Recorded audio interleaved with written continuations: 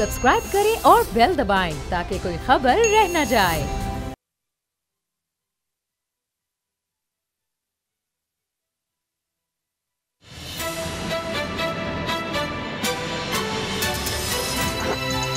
अब पता चला। अस्सलामुअलैकुम, मैं हूं मोहम्मद उसामा गाजी और आप देख रहे हैं अब पता चला। है कवाकिब कुछ नजर आते हैं, कुछ देते हैं धोखा, ये बाजीगर खुला। मिर्जा गालिब ने जाने ये शेर किस पस मंजर में कहा था, लेकिन ये हमारे सियासी रहनुमाओं पर बिल्कुल सादिक आता है। मेरा इशारा NRO वाले मामले की तरफ है। हलफ उठाने से लेकर कराची स्टॉक एक्सचेंज में खिताब से पहले तक वजीर आज़म इमरान खान एक ही अज़्म का इजहार बार बार करते रहे, किसी करप्शन करने वाले को नहीं छोड़ा जाएगा, किसी को NRO नहीं दूंगा। लेकिन फिर चश्मे आलम ने मंजर भी देखा कि किसी को NRO नहीं दूंगा कि दाई की जुबान ने यही ऐलान, उसी जुबान से ही यह ऐलान हैरत अंगेज सुनाकर उन्होंने यू टर्न के वो रिकॉर्ड बना डाले हैं कि तब्दीली के मद्दा उंगलियां दांतों में दाबे अब तक हैरान और परेशान है कि ये हो क्या गया है। उधर ऑपोजिशन की भी सुनिए।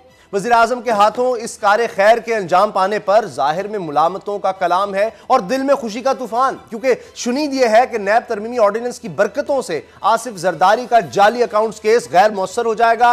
नवाज शरीफ की एमन फील्ड की सजा अदालत के जरिए खत्म हो सकेगी। पीपल्स पार्टी के राजा परवेज अशरफ, यूसुफ गिलानी हो या नून लीग के शहबाज, खाजगान, शाहिद खाकान, एहसन इकबाल और मिफ्ता इस्माइल, सब के सब छूट सकते हैं। इल्जाम यह भी धरा जा रहा है कि वज़ीर आज़म ने एक कड़वा घूंट याराने तब्दीली को बचाने के लिए भरा है, जिनमें सर फहरिस्त अलीम खान है तो वज़ीर आला KPK महमूद खान, आतिफ खान, परवेज खटक और हमनवा शामिल हैं। लेकिन बात इस ऑर्डिनेंस से भी बनती दिखाई नहीं दे रही, क्योंकि खबर यह भी गर्म है कि PTI में अरकान असम्बली वजारतें और फंड्स ना मिलने के बाद पार्टी से नाराज और अपोजिशन से राब्तों में मसरूफ है। ये राब्ते कोई भी गुल खिला सकते हैं। दूसरे, आज बिलावल भुट्टो ने MQM को बड़ी ऑफर कर दी है कि वो इमरान हुकूमत गिराएं, बदले में सिंध में वजारतें पाएं। यह ऑफर कराची बचाओ के नाम से की गई है। देखिए मुत्तहिदा का जवाब क्या आता है। वैसे मुत्तहिदा हुकूमत से निकलने और फिर शामिल होने की अपनी एक तारीख रखती है। क्या नैब ऑर्डिनेंस में मौजूदा हालात और वाकयात किसी तब्दीली का पेश खैमा साबित हो सकते हैं? इसी पर सबसे पहले बात करेंगे असद खरल साहब से और बाबा डोगर साहब से, लेकिन पहले देखते हैं रिपोर्ट। अभी इस रिपोर्ट के दौरान, अभी प्रोग्राम के दौरान आप देख रहे होंगे स्क्रीन पर ब्रेकिंग न्यूज़ नीचे चल रही है कि वज़ीर आज़म इमरान खान साहब ने कहा है कि किसी सूरत एहतसाब से पीछे नहीं हटेंगे, जिसने चोरी की उसको पकड़ा जाएगा।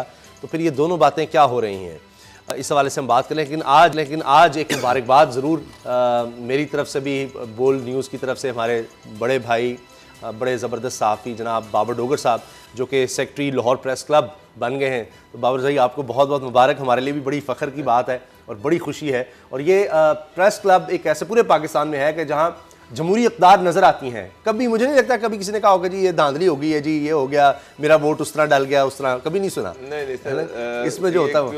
और दूसरी तरफ मेरी तरफ से भी मुबारकबाद, आपने जो न्यूज़ कर दी। हमारा तो पैनल भी है, जारी बात है, एक प्रोग्राम भी उस हवाले से, क्योंकि 3 बड़ी बात है, बड़ी खुशी है। और लाहौर प्रेस क्लब नाज़रीन के लिए ये कि बड़ा एक इम्पोर्टेंट फोरम है। ऑलमोस्ट अब तो 3500 के करीब मेंबरशिप होगी अब, क्योंकि लाहौर प्रेस क्लब की मेंबरशिप लेना और कराची प्रेस क्लब की मेंबरशिप लेना, बहुत सारे साफ़ियों की तादाद बहुत ज़्यादा, जिस तरह डोगर साहब आपके भी नाज़रीन के लिए हज़ारों में है। लेकिन अब 35 हुए हैं, जो बहुत एक ज़्यादा मेंबरशिप हुई, वरना आज से 5-7 साल पहले जाए तो 1000 के करीब तक मेंबरशिप। अब ये भी एक लीडर बन गए हैं, तो अब जिम्मेदारी बड़ी बढ़ गई इनके। अब लोगों ने सवाल कर ले बाबर साहब से भी, जिस तरह हम यहाँ बैठकर कर रहे होते हैं। पहले किंग मेकर थे, आप जरा इधर आ गए। पहले भी प्रेस क्लब की पॉलिटिक्स में हमेशा अच्छा खरल साहब एक्टिव रहे हैं। अब आते हैं जी NRO पर। ये मुझे बताएं कि ये हो क्या रहा है। ऑपोजिशन कह रही है कि जी ये NRO है, ये जो नैब ऑर्डिनेंस का सारा चक्कर बना है ये वो NRO कह रहे हैं। अच्छा NRO भी वो कह रहे हैं कि जिन्होंने NRO से फ़ायदा उठाया। मुझे भी समझ नहीं आ रही कि NRO अगर इतनी बड़ी चीज़ थी तो उसको छोड़ देते, खुद लेकर सारे केसेस ख़त्म कराए थे पीपल्स पार्टी ने। मगर ये चक्कर क्या है? कहीं ये तो नहीं है कि इसलिए वो शोर मचा रही है ऑपोजिशन। ये बज़ाहिर तो हम जो कह रहे हैं कि जी फ़ायदा होगा इनसे, इन सबको, पीपल्स पार्टी को, नून लीग को। लेकिन जिन डिपार्टमेंट्स के पास ये केसेस जाने, इमरान खान साहब कह रहे हैं मैं छोड़ूंगा नहीं, वो जाएगा FIA के पास, SCC के पास, एंटी करप्शन के पास। वो इदारे तो डायरेक्ट वज़ीर आज़म के नीचे होंगे, तो वो तो फिर जिस तरह से चाहेंगे एहतसाब करवाएंगे उनसे। देखिए उसामा साहब, इस ब्रीक जो काम इसमें डाला गया ना, और हैरानकुन बात ये है कि यानी इमरान खान साहब जो एक कड़े साहब की बात करते हैं और उनका एक बुनियादी एक नुक्ता था, और जिस तरह उनका कि एनआरओ नहीं दूंगा, चोरों डाकुओं लूटा माल जो उनसे लिया जाएगा निकाला जाएगा और नैब को हम मजबूत करेंगे, मज़ीद मजबूत करेंगे। उनके दौर के अंदर नैब को कमज़ोर किया जा रहा है, नैब को आर्डिनेंस के ज़रिए कमज़ोर किया जा रहा है, नैब की ताकत को कम किया जा रहा है, नैब की जो लुटेरे हैं, जो करप्ट हैं, जो चोर डाकू हैं, उनको पकड़ने की जो सलाहियत है, जो ताकत है, उसको कम किया जा रहा है। लेकिन ईरान को नंबर ये है कि जो जिन लुटेरों को बड़े चोर डाकू वो कहते हैं, वो भी इस ऑर्डिनेंस की मुखालफत कर रहे हैं, जिनको सबसे ज़्यादा बेनिफिट होगा। वो भी ये ताना लगा रहे हैं कि इमरान खान साहब ने ये ऑर्डिनेंस जो है वो अपने ज़ाती दोस्तों को नवाजने के लिए लाए हैं। तो अब ये तो बात बड़ी अजीब सी बात है। इसमें जो बुनियादी जो अहम नुक्ता है, जो इसमें अहम एक नुक्ता जो है कि अब नैब जो नया जो ऑर्डिनेंस है, इसमें बदनीति या जो तरीक़ेकार के बाइस बेज़ाब्ती है ना, यानी जो प्रोसीजरल लैप्सेस होते हैं या जो इन गुड फेथ को काम होगा, वो नायब के दायराकार में नहीं आएगा। तो इसके इस सिर्फ एक सिख को निकाल दें तो फिर तो अब एहसन इकबाल और शाद शेख ये डाल दी गई है। मतलब अजीब, मुझे समझ नहीं आ रहा। फायदा अगर उठाया है, फायदा उसने उठाने वाली बड़ी बड़ी फरिश्त है ना जी। अगर उससे नाजायज असासे बनाए हैं तो फिर आप पकड़े जाएंगे। नहीं, 50 करोड़ से ज्यादा क्यों? सुन ले। अब मामला ये है, इसमें बड़ी बरीक मामला है। एहसन इकबाल साहब के ऊपर केस किया है कि म्यूनिसिपल अथॉरिटी जी एहसन इकबाल के अकाउंट में पैसे किकबैक्स करेक्शन में तो मामला नहीं है कि जी उन्होंने पैसे ऐसे लगा अरबों रुपया, जी अरबों रुपया, करोड़ों का प्रोजेक्ट था, उसको अरबों रुपए में लगा दिया। अब इसमें एहसन इकबाल साहब इस मामले में वो तो कहेंगे मैंने गुड फेथ किया है।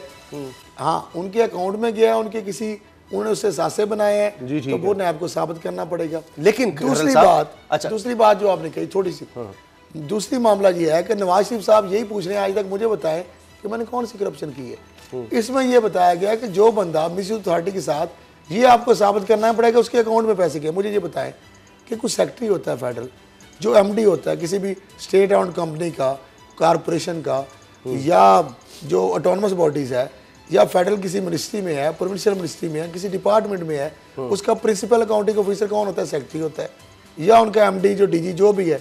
इस तरह मिनिस्टर जो होता है, अब मिनिस्टर के तो ऑफिशियल जो सिग्नेचर नहीं होते, तो अब प्रिंसिपल अकाउंटिंग ऑफिसर होता है सेक्रेटरी। तो सेक्रेटरी के जरिए सारा काम होता है, मिनिस्टर उसको डायरेक्शन करता है। ज़बानी होती हैं, लिख के भी हो सकती हैं। तो पहले मैसेज ये होता है कि सेक्रेटरी और मुतलका महकमों के सरबराह पकड़े जाते हैं। उसके बाद जो मिनिस्टर्स है, चीफ मिनिस्टर, प्राइम मिनिस्टर, उनको भी अब सरकारी एहलकार तो काफी। अब मामला ये है कि ये जो एक छोटी सी बात हो गई, इसके बाद उनको पकड़ना जो है, जिन्होंने करप्शन की है, क्या वो अपने अकाउंट में पैसे लेंगे? क्या वो सेक्रेटरी वो, और जिस तरह आपने देखा कि नवाज शरीफ साहब, शहबाज शरीफ साहब, उनकी बेगमात जो है, उनके जो बच्चे हैं, आपने देखा कि उनके मुलाजमों के नामों पे अरबों रुपए निकल रहे हैं, ड्राइवरों के नाम पे, खान साहब सरकारी ओहदेदार पीटीआई के लोग हों, जहांगीर तरीन के खान साहब और को उनके नाम, वो भी डायरेक्टर हैं।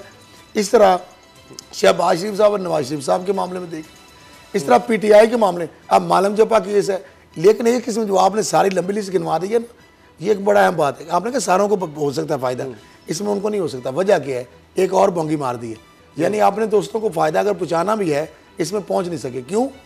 वजह ये है कि इसमें विद इफेक्ट फ्रॉम है। तो जब विद इफेक्ट फ्रॉम अगर ये वो बैग से होता तो फिर तो उनको पहुँच सकता था फ़ायदा।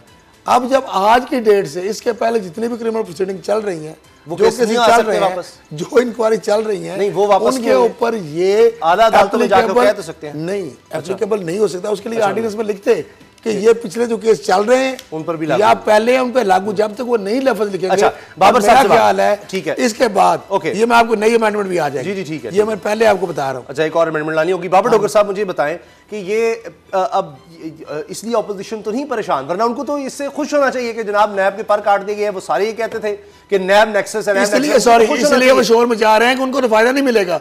वो सारे तो पुराने केस चल रहे हैं। नहीं, एक और वजह भी तो हो सकती है, वो कहेंगे कि जनाब अब तो जो केस चले जाएंगे सारे एफआईए के पास, या anti corruption, custom, FBR, SECP, income tax, तो ये इदारे अगर मजबूत हो जाते हैं। नैब के बारे में तो सुप्रीम कोर्ट ने एक दफा कहा था कि तो मुर्दा हो चुका है, तो अब सबको नैब पर एतराज था, तो इसलिए शायद परेशान है कि अब तो बरह रास्त इमरान खान एहतसाब शुरू कर देंगे। उसामा साहब, एक बात तो ठीक है कि हो सकता है कि बराह रास्त इमरान खान एहतसाब शुरू कर दें, लेकिन ये मेरा ख्याल है कि ये डील हो चुकी है। आप देखिएगा, मरीम का ट्विटर खामोश है, शहबाज शरीफ खामोश हैं, नवाज शरीफ खामोश हैं, जरदारी साहब खामोश हैं। क्यों खामोश हैं? क्यों नहीं बोल रहे? वो पहले वाली ज़ुबान कहाँ पर गई? वो सारा नैरेटिव कहाँ पर गया? उसामा साहब, ये सारा एक एग्रीमेंट है। इस एग्रीमेंट के तहत मियाँ साहिबान, शहबाज शरीफ, नवाज शरीफ ये सारे बाहर गए हैं और उसके बदले में ये खामोशी इख्तियार करेंगे। गवर्नमेंट उनको रायतें देगी। FIA ने क्या करना है? FIA ने पहले क्या किया जो अब करेगी? सर अभी छापा मारा है नून लीग के मरकज़ी और सर छोड़ दें छापा, ये नैब ने जितने छापे मारे और जिस तरह GIT बनी और GIT ने जो कुछ निकाला और जितना कुछ निकाला, और उस साथ जरदारी साहब का केस देख लें, शहबाज शरीफ का केस देख लें, खैरल साहब इतनी बड़ी दस्तावेजात यहाँ पर लेके आते रहे हैं, बेचारे यहाँ पर चीखते रहे हैं कि किस तरह से हुंडी वाला हवाला, मनी लॉन्ड्रिंग, जो इस तरह फेक अकाउंट्स, अरबों रुपए की ट्रांजैक्शन, सारा आरचीमा का हमने कहां पर गया? 32 कनाल पैरागॉन ने पेमेंट की अपने नाम पे, वो सारा कुछ कहां पर गया? कितना को पैसा आपने रिकवर करवा दिया? नैब एक प्रेस रिलीज भेजता है जी हमने इतने अरब रिकवर कर लिए, इतने अरब रिकवर कर लिए। सर जितने बड़े चोर हैं, जितने बड़े डाकू हैं, कोई 1 रुपया उनसे नहीं निकाल सका। सर मियां मंशा देख रहे हैं और बड़े बड़े जितने बंदे जिनके स्कैम थे, कोई एक बंदा मुझे बता दें, कोई एक चीज मुझे बता दें कि आपके सामने पैसा आया कि जी इस बंदे को पकड़ा। आपने सुना इमरान खान साहब कह रहे हैं बड़े बड़े बिजनेसमैन परेशान थे, सरमाया नहीं लगा रहे थे, इन्वेस्ट नहीं कर रहे थे, अब उनको नहीं छेड़ सकेगा नैब, तो अब वो इन्वेस्ट कर सकेंगे। सर आप ब्यूरोक्रेट्स को नहीं पकड़ सकेंगे, आप बिजनेसमैन को नहीं पकड़ सकेंगे। सर वो काम ही नहीं कर रहे थे, बिजनेसमैन को हो या आप मुझे हम नहीं करते। आप माने कि आप करप्ट माफिया के सामने झुक गए हैं, आप उनके आगे लेट गए हैं, आपने उनके साथ डील कर ली है, आप उनको नहीं पकड़ सकते, आपने ये मान लिया कि ये बड़े बड़े मगरमच्छ हैं, हम इनको हाथ ही नहीं लगा सकते। तो फिर मेरा मतलब एहतसाब तो आपको और मेरे एक बंदे का होगा जो बेचारा गरीब आदमी है, जिसकी कोई सुनवाई नहीं है, नहीं कोई बड़ा बिजनेसमैन नहीं है, कोई बड़ा ब्यूरोक्रेट नहीं है, बस उसको कभी नैब उठाएगी, कभी FIA उठाएगी और बाकी जो है उसके सामने नैब, FIA, FBR सारे बेबस हो जाएंगे। सर अब सरकारी ओहदेदार अब भी शामिल है, ये नहीं है। अब मिसाल के तौर पे जो साबिक वज़ीर आला रहा होगा, कोई साबिक वजीर रहा है, उसके अगर 50 करोड़ से ज्यादा का है मामला, तो वो तो ये नहीं है। मुझे एक बात बताएं, 50 करोड़ का लगाए ना पहले सर, मुझे एक बात बताएं, एक मिनट अखिल साहब, मुझे एक बात बताएं, अभी तक ये जितने भी केसेस चल रहे हैं वो तो डिटेल दे दें, किस वजीर आला से, किस गवर्नर से, किस मिनिस्टर से अभी एक ढेला भी इन्होंने निकलवाया। सर उनका जेल में रहना, सजा मिलना कोई छोटी चीज है? जेल में कौन है? सर जेल हमजा किधर है? हमजा कोई बैठे हुए हैं वहां पर, हीटर लगे हुए हैं, उनको कमरे मिले हुए हैं, वो मजे कर रहे हैं। आप उनसे 1 रुपया जरदारी जेल में है, बादशाहों को भी 5 स्टार जरदारी साहब जेल में होती है। नवाज शरीफ तो बैरून मुल्क है ना, जरदारी साहब जेल में, फरियाल तालपुर साहब जेल में, सर जमानत पर आगा सराज तो है ना, वो अस्पतालों में, घरों में अपनी साहब मुझे एक बात बताएं, एक आम आदमी को इससे क्या इंटरेस्ट है कि हमजा कहां पर रह रहा है, जेल में रह रहा है, घर रह रहा है, कहां पर रह रहा है? आइंदा के लिए लोग रुक जाते हैं यार, हमजा को लगा मैंने पैसा लूटा गया है, वो पैसा वापस आए, उनको मिले, उनकी वेलफेयर में खर्च हो। इस गवर्नमेंट ने वादा किया था कि जनाब हम इनसे पैसा निकलवाएंगे और वो पब्लिक को देंगे, अवाम के लिए खर्च करेंगे। मुझे बताएं कि वो वादा कहां पर गया? सर वो तो खैरल साहब भी गिनाते रहते, 300-325 अरब रुपया बेल पे रहा, नवाज शरीफ साहब बाहर हैं, शहबाज शरीफ साहब बाहर हैं, इसहाक डार बाहर हैं, उनके सारा खानदान भागे हुए हैं ना। बाकी कोई आजाद तो नहीं हम उनको कह सकते कि पाकिस्तान नहीं आ रहे, भागे हुए हैं, बदनामी हो रही है, उनके अटैच हो रही है, प्रॉपर्टीज अटैच हो रही हैं, उनके अकाउंट्स अटैच हो रहे हैं। सारी प्रॉपर्टी अटैच होने के बाद क्या हुआ? सर कोई कौमी खजाने में कितने करोड़ रुपया कौमी खजाने में आया? एक स्टे हुआ और उसके बाद सारा कुछ खत्म हो गया। अच्छा मुझे बताएं, हुकूमती स्ट्रेटजी पे आ जाए, ब्रेक का वक्त होने वाला है। हुकूमती स्ट्रेटजी अब ये है कि यही जो हम तनकीद कर रहे हैं, वज़ीर आज़म ने कहा है कि ये जाकर सही एक तो शख़्स, सही जो चेहरा है ये नैब ऑर्डिनेंस का, वो आप लोगों के सामने रखें, और कहते हैं मैं इससे पीछे नहीं हटूंगा। मैं नहीं कह रहा, ये अभी भी चल रही है ब्रेकिंग, और वो ये कहते हैं कि एहतसाब से मैं पीछे नहीं हटूंगा, ना ही नैब ऑर्डिनेंस में तब्दीली आएगी। और शाह महमूद कुरैशी साहब ने कहा है कि ये तो ऑर्डिनेंस है, अभी तो ये पार्लियामेंट में आना है, सेनेट से भी, कौमी असम्बली में इस पर बहस होगी, पास होगा खैरल साहब, तब ये कानून पूरी तरह से बनेगा, तब तक तो ये एक ऑर्डिनेंस के तौर पर चलता रहेगा और फिर सुप्रीम कोर्ट में चैलेंज भी हो गया है। तो अगर इसमें कोई ऐसी चीज गलत होगी सुप्रीम कोर्ट भी कह देगी और पार्लियामेंट से भी बाद में मंजूर नहीं हो सकेगा। देखिए मामला ये है कि सुप्रीम कोर्ट में चैलेंज जरूर हुआ है, लेकिन अभी फैसला तो आएगा तो उसको अगर सेटिसाइड करेगी सुप्रीम कोर्ट, क्योंकि अदालतें अभी आइन और कानून के मुताबिक, और अगर आर्डीनेंस जो होता है वो एक आइनी हक है किसी भी हुकूमत का, एक कॉन्स्टिट्यूशनल राइट है प्रेसिडेंट ऑफ पाकिस्तान का। मेरा नहीं ख्याल कि इस तरह के चैलेंज होना कोई इशू नहीं है, लेकिन उसके बाद अभी देखना है कि फैसला क्या आएगा। लेकिन जब तक वो ये ऑर्डिनेंस मौजूद है उस वक्त तक तो इसके बेनिफिशियरी हर बंदा बेनिफिट इसके अंदर जो रहते हुए लेकिन उठा सकता है। के अंदर अंदर अगर कानून साजी तो आपको करनी पड़ेगी। दूसरी तो बात जो अपोजिशन रो रही है कि जनाब ये मदर ऑफ एनआरओ हो गया है, वो मामला ये है उसामा साहब कि जी इतना हो गया है, फायदा उठाकर उनको खुश होना चाहिए। आपने ऐसा भी देखा है कि ऑर्डिनेंस एक दफा होता है, उसमें एक्सटेंशन होती है, ऑर्डिनेंस पे ऑर्डिनेंस भी होते रहे, लेकिन मामला ये है कि एक तो सुप्रीम कोर्ट में मामला अब आ गया, दूसरी बात जिस तरह हुकूमत भी कह रही है, मामले खसूसी भी कह रही है कि जब ये मामला पार्लियामेंट में जाएगा तो जारी बात है जो शोर मचा रही है बड़ी सीधी सी बात है, हिपोक्रेसी भी आपके सामने आ जाएगी। अच्छा, आपके ख्याल है वो फिर इस पे एतराज नहीं करेंगे? पता लग जाएगा, बयानात की हद तक है, दूध का दूध और पानी का पानी हो जाएगा। मामला ये है कि जिस तरह मैं कह रहा हूँ कि उसमें अमेंडमेंट पे क्या होगी, मैं आपको एडवांस बता रहा हूँ ना, वो शोर किस लिए मचा रहे हैं। वो कहते हैं कि थोड़ा सा आपके भी फायदा हो जाएगा, हमारा भी फायदा हो जाएगा, जो आपको किसी बेवकूफ ने बताया नहीं है।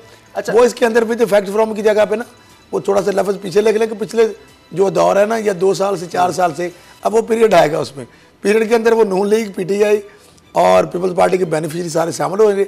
बड़े स्टेक होल्डर भी है, इसको एनआरओ मान रहे हैं। फिर ये बाबर साहब भी ये कह रहे हैं, लेकिन मुझे बताएं अगर एफआईए ने एससीपी एंटी करप्शन ये सारे एक्टिव हो गए और वो जो चाइना वाला मॉडल कहते रहे इमरान खान साहब, मेरा बस 500 जो है ना अगर वो शुरू हो गया तो फिर आप मानेंगे? आप खुद कह रहे हैं नैब ने अब तक उस तरह रिकवरी नहीं की, तो अगर ये इदारे रिकवरी करने लगे फिर तो मानना पड़ेगा कि इमरान खान पहले भी काम कर रही है, एससीपी पहले भी काम कर रही है। अब तो चोरों का सर केस ले लेता था, चोरों की एक फौज है। नहीं नैब 20,000 की नैब जो मौजूदा चीफ जाली अकाउंट्स का केस एफआईए से नैब ने टेक ओवर कर लिया। मौजूदा जो honourable chief justice of Pakistan है ना, जस्टिस गुलजार साहब, ये चीफ जस्टिस से बनने से पहले इनके रिमार्क थे, इन्होंने कहा अगर 20,000 की जो फौज है हमने पाल रखी है ना, FBI वाली कस्टम जो सारे मामले हैं, इनलैंड रेवेन्यू इधर उधर के मुख्तलिफ महकमे, अगर ये खत्म कर दी जाए ना, सुन ले, अच्छा, तो जितना हमारा रेवेन्यू आ रहा है ना इससे ज्यादा क्यों गया हूँ मैं आपको बताता हूँ फैक्ट्स के साथ, और मैं चैलेंज दे रहा हूँ।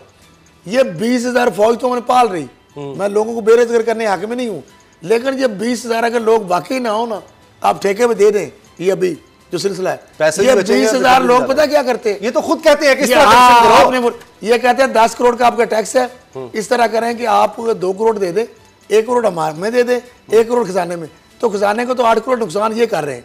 अगर ये फौज जो है ये FBI चोरों का एक चोरों का बंद कर दें, सारे का नहीं है।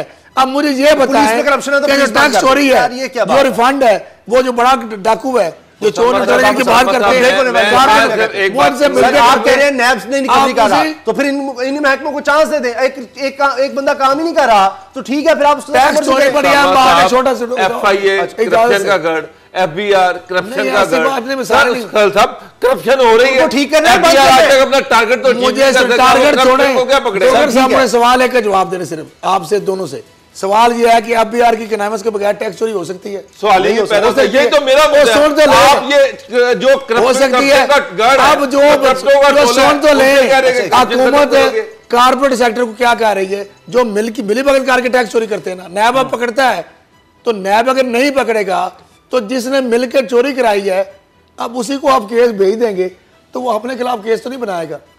मुझे तो समझ नहीं आ रही कि हो क्या तो नहीं आती ना। बाबर साहब मुझे बताएं, ब्रेक से टाइम कम रह गया, आप नैब पर भी आपको इतराज हो रहा है, आपको FIA मुझे नैब पे इतराज नहीं है, इतराज है मुझे बाबर साहब से पूछ रहा हूँ, बाबर साहब को तो है ना, तो क्या सारे इदारे बंद कर दे फिर आपके ख्याल है बहुत अच्छा हो जाएगा? सामा साहब मेरी बात सुने, मुझे नैब पे इतराज नहीं था, मुझे तो इतराज ये था कि नैब में कुछ भर्तियां ऐसी हुई हैं, नून लीग के दौर की भर्तियां हैं, वो उनके प्रोसिक्यूटर हैं, उनके IOs हैं जो कि इन्वेस्टिगेट ही नहीं कर रहे, और ये वो सारा कुछ कि वहाँ पर मेरिट पर भर्तियाँ हो जाएँ और जो लोग हैं उनको मॉडर्न जो टेक्निक्स हैं, टेक्नोलॉजीज हैं वाइट कॉलर क्राइम की, उसका पता होना चाहिए, कैसे पैसा निकलवाना है, इस चीज का पता होना चाहिए। आप मुझे एक बात बताएं, साहब बात कर रहे हैं, मैं उससे एग्री करता हूं कि सबसे ज्यादा करप्शन जो है एफबीआर में। FBI अब आप एफबीआर को कह रहे हैं कि वो खुद ये जो बड़े बड़े करप्ट हैं, जिनको वो रास्ते बताते हैं कि उन्होंने टैक्स एवेजन किस तरह से करनी है, उनसे पैसे खाते हैं, उसको कह रहे हैं कि नायब इनको ना पकड़े, तुम इनको नायब ना पकड़े,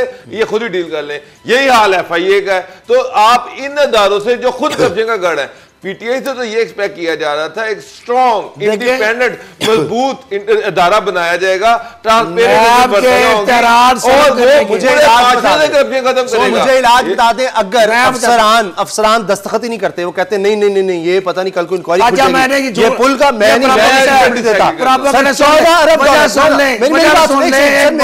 14 अरब डॉलर के बाहर से ग्रांट्स हैं, कर्जे हैं जो बन ही नहीं सकी, जो स्कीम्स नहीं चल सकी, वो लैप्स हो गए। आपकी ब्यूरोक्रेसी दस्तखत नहीं करती। ये गलत बात है।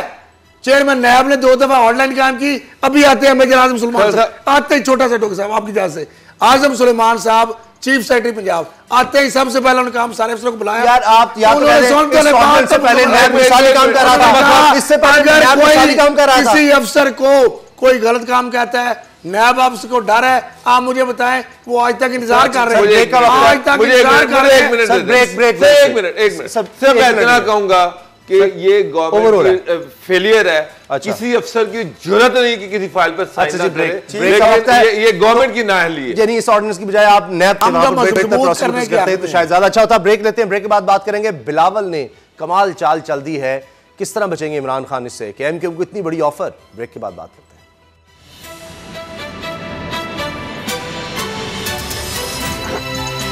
अब पता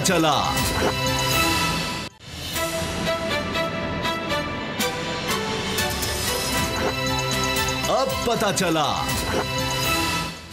एमक्यूएम हस्बे मामूल हमेशा की तरह नाराज हो गई है तहरीक इंसाफ से, और ऊपर से बिलावल ने एक बहुत बड़ी ऑफर कर दी है। बिलावल ने एमक्यूएम को कहा है कि जितनी वजारतें आपके पास विफाक में हैं, आप इमरान खान का साथ छोड़ दें, हुकूमत से निकल आए विफाक में और हमारे साथ शामिल हो जाएं सिंध हुकूमत में, तो आपको उतनी ही वजारतें सिंध में हम दे देते हैं।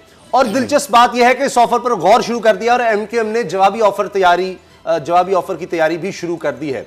तो असद खरल साहब, ये तो अब इमरान खान साहब के लिए मेरा ख्याल है अब तक की एक बड़ी मुश्किल पैदा हो गई है कि इतनी बड़ी ऑफर, और एमक्यूएम का तो है कि वो किसी भी छोड़कर साथ जा सकते हैं। देखिए एमक्यूएम का रूठना और मनाना ये एक अजीब सा तमाशा है और मैं तो कभी इसको सीरियस नहीं लेता। ये एक ब्लैकमेलिंग के टूल्स हैं। और बिलावल साहब जो है, लेकिन वही सिंध जहाँ पे पीटीआई अपनी हुकूमत बनाने की बात कर रही थी, वही सिंध हुकूमत आज उसको चैलेंज दे रही है वफाकी हुकूमत को, और एमक्यूएम को साथ बिठा के वो और एक कार्ड खेलना चाह रही है।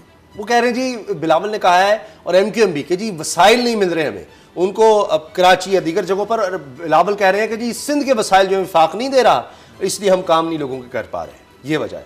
अब मुझे इसमें समझ नहीं आती, 10 साल से हुकूमत है, जब इनकी अपनी पीपल्स पार्टी नून लीग की हुकूमत थी तब भी वसाइल मिल रहे थे, हर दफा कोई ना कोई नया बहाना। सवाल का जवाब मेरे पास ये है कि क्या एमक्यूएम के सिंध हुकूमत ज्वाइन करने से, उनको वजारतें देने से फंड्स या वसाइल आ जाएंगे?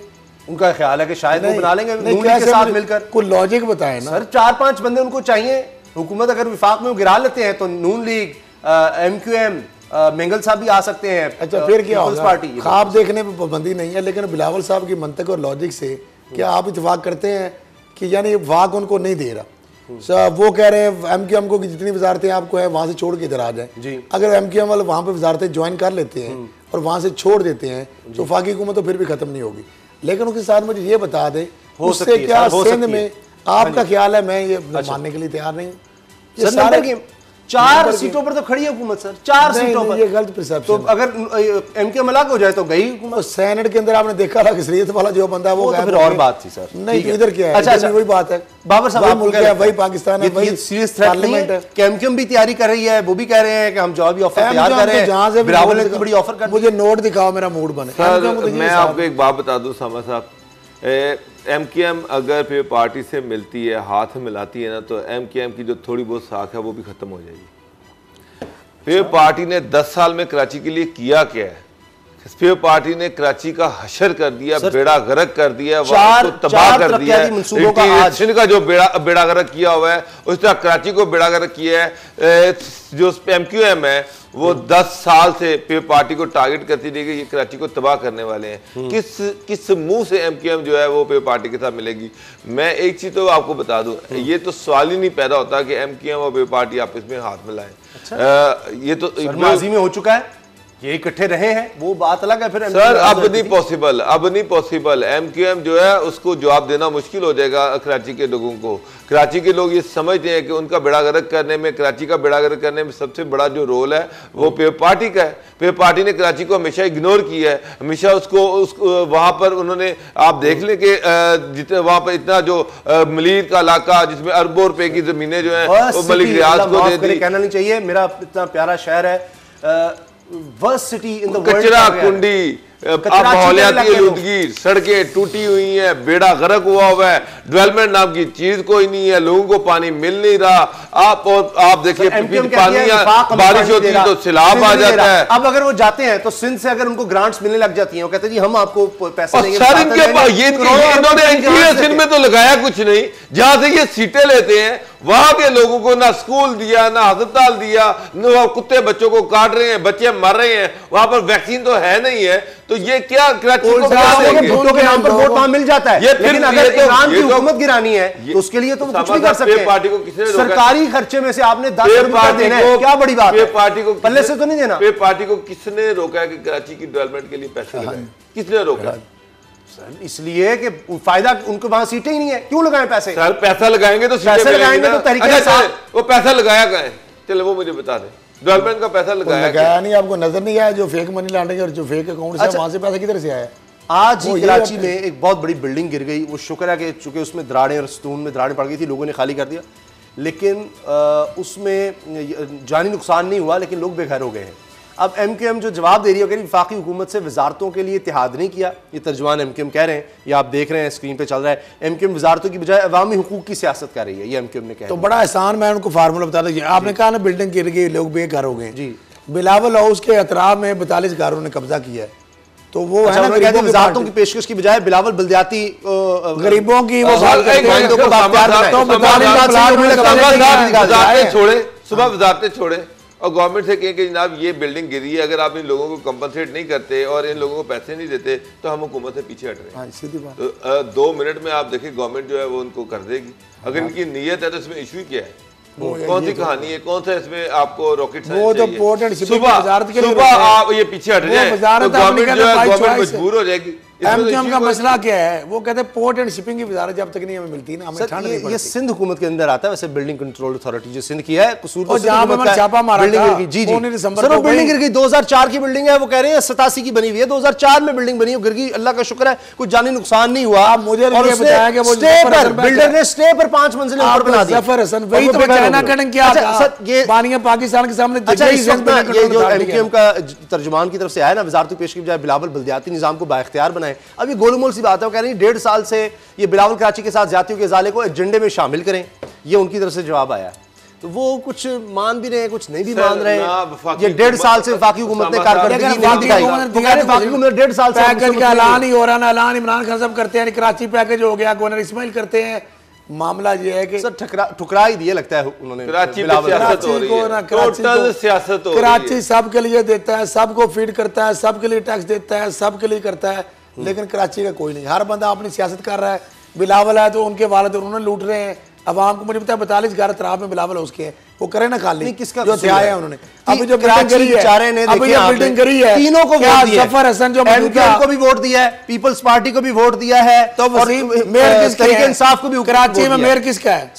मैं बेख्तियार हूं, बेख्तियार वो सिंध जिस तरह कह रहे हैं, बिलाल पर कह रहे हैं जी हम बेख्तियार हैं, सिंध में हमारे पास वसाइल नहीं है, वो आगे से कहते हैं हमारे पास वसाइल नहीं है। लेकिन कराची बेचारा क्या करे, वो तीनों को वोट देते हैं, तीनों आपस में लड़ लड़ के कहते हैं। तो अगर ये इकट्ठे हो जाएं किसी तरह से तो शायद उनका कुछ बन जाए। मुझे तो ये लगता है कि इकट्ठे हो जाए, अगर लूट मार का मजीद गर्म बाजार होगा। बात जरा समझे कि ये जो बंदा अगर बिल्डिंग गिरी है तो सिंध बिल्डिंग कंट्रोल अथॉरिटी वाला, जिसके बारे में नोटिस चेयरमैन नायब ने भी जैसे जवेद इकबाल साहब ने लिया, वो चाइना कटी जिसने तो आपने खबर दे दी तो उसमें नोटिस हो गया। पाकिस्तान के मज़ार के सामने कितनी बिल्डिंग बनी होती है, अब ये बिल्डिंग गिरी है तो क्या सिंध हुकूमत अगर आवाम से मुखलिस है, अवामी हुकूमत है, क्या बिलावल भुट्टो जरदारी साहब और मुराद अली शाह साहब मौजूदा DG जो है कि उसके SBC के SBC है जो सिंध बिल्डिंग के, क्या उनके मुतलका जो जिम्मेदार है उनके खिलाफ मुकदमा कराएंगे? नहीं, वो उनके खिलाफ बता देंगे, सारे कच्चा चट्टा ले आएंगे कि जनाब लड़ाई जो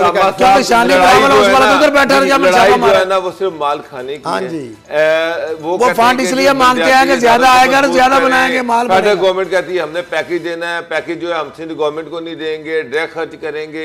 वो MQM जो है वो उस माल पर रखकर नजर रखकर बैठी हुई है, फिर पार्टी जो है वो कराची के पैकेज पर नजर रखकर बैठी हुई है, PTI जो है वो कराची के माल पर नजर रखकर बैठी हुई है कि पैकेज है वो हमारे हाथों से खर्च हो, हम उसमें पैसा बनाए।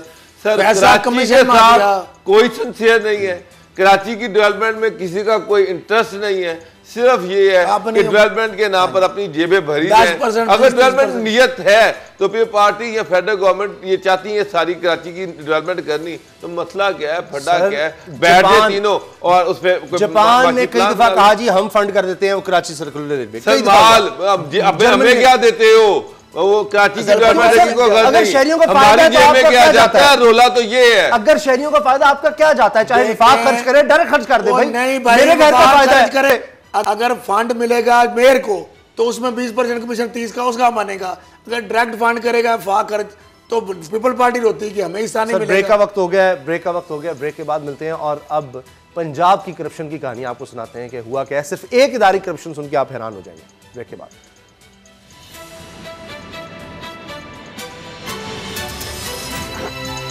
अब पता चला।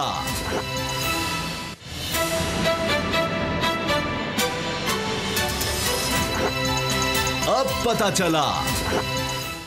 आप अंदाज़ा नहीं लगा सकते कि 2014 से 2017 के दरमियान पंजाब के सिर्फ एक डिपार्टमेंट, महकमा दाखिला पंजाब, होम डिपार्टमेंट में कितनी बेज़ाब्तियाँ हुई हैं।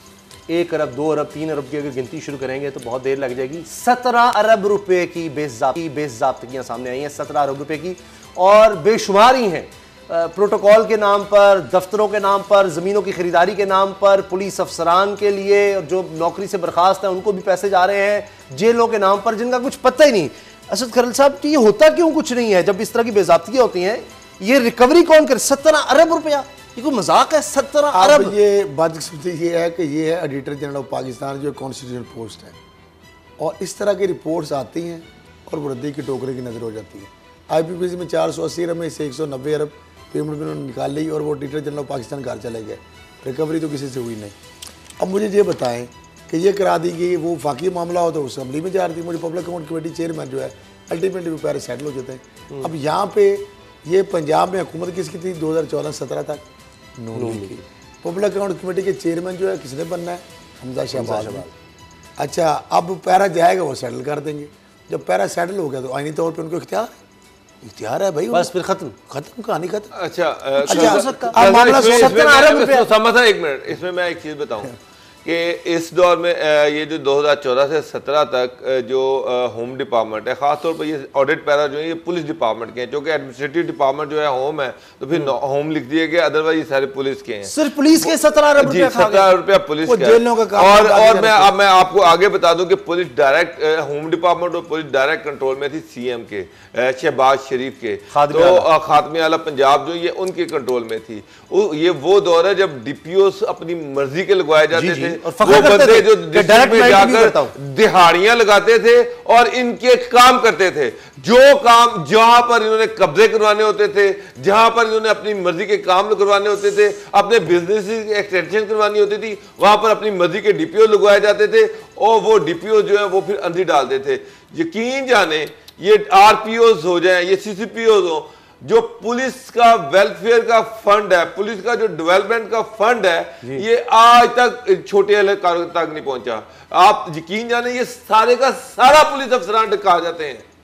ये क्या ट्रांसपोर्ट अलाउंस है, वर्दी अलाउंस है जनाब, उसके बाद ये जो सर्टिफिकेट, इनामी सर्टिफिकेट दिए जाते हैं, उसके साथ जो रकम दी जाती है, ये आज तक किसी को नहीं दी गई। ये सारा जो है ये अफसरान जो है ये अपनी जेब में डालते हैं। करोड़ों रुपए के ये फंड्स होते हैं, तो जब ये अपनी जेब में डाल लेते हैं, खाली सर्टिफिकेट जो है वो दे दिए जाते हैं, थानों में जो है जाली रसीदें जो है वो भर दी जाती हैं वहां तो पर, निचले जो रिश्वत ले लेकर गुजारा करते हैं, बाज़ फिर इसलिए रिश्वत लेते हैं, नहीं वो लाउंसेस को ये मिले होते हैं डिपार्टमेंट के, ये खुद खरीदते हैं, वर्कशॉपों से काम, पुलिस की ये जो काम है ये खुद करवाते हैं, ऐसे उनको दिया मुरम्मत का काम, मुरम्मत पे और ये सारा पैसा जो है ये बड़े अफसर खुद खा जाते हैं। ये जो मुरम्मत के काम होते हैं ये भी कोई सरकारी पैसा नहीं आता। अच्छा, मुरम्मत के काम ये होते हैं कि थाने पेट्रोल का जो पैसे होते हैं थाने वो भी गवर्नमेंट खुद थाने वाले स्टेशनरी वगैरह, थाने वाले की गाड़ियां जो है ना, पेट्रोल निकलता है लेकिन तेल जो है ना उधर से उनको आधा मिलता है, आधा जो है खुद से डाल लेते हैं, खराब होती है, बिल जरूर जाते हैं, उनको बरामदगी नहीं होती।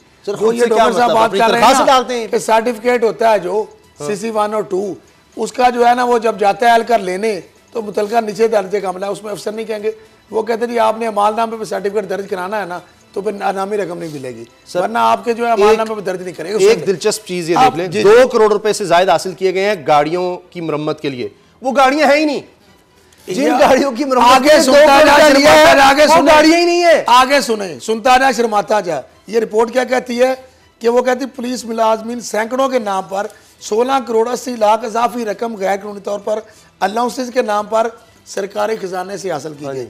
27 अदायगियां 2014-17 के दौरान की गई, जिसमें 2 अरब 81 करोड़ 61 लाख रुपए ज्यादा अदायगियों का रिकॉर्ड फराहम ही नहीं किया गया।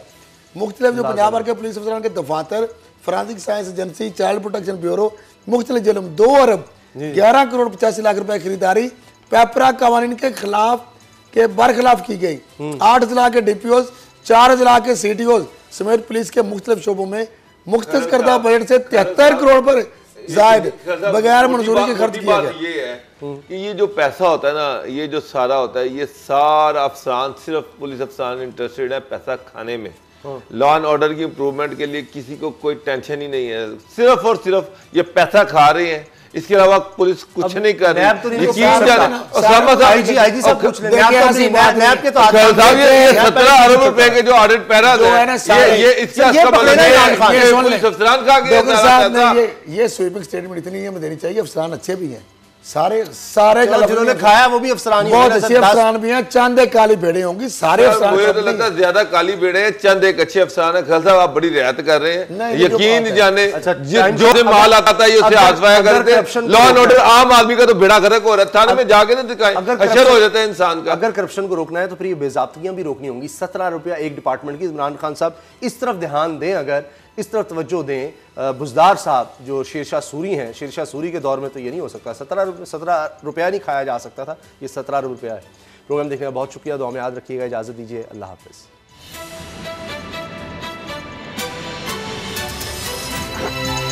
अब पता चला। सब्सक्राइब करें और बेल दबाएं ताकि कोई खबर रह न जाए।